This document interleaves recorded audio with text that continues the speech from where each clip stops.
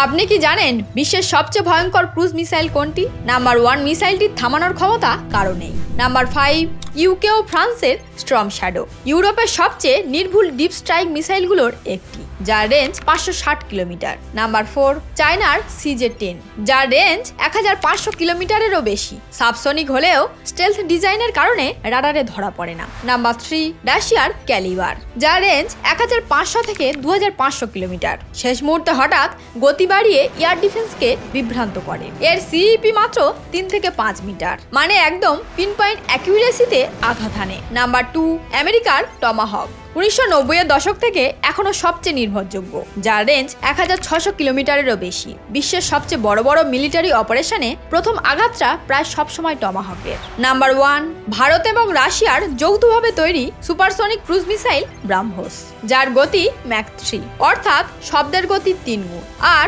যার রেঞ্জ প্রায় 500 কিলোমিটার। এটি 5 থেকে 10 মিটার সি স্কিমিং উচ্চতায় ওড়ে, তাই মিসাইলটি রাডারের চোখ এড়িয়ে যায়, ফলে এটিকে ইন্টারসেপ্ট করা প্রায় অসম্ভব হয়ে পড়ে।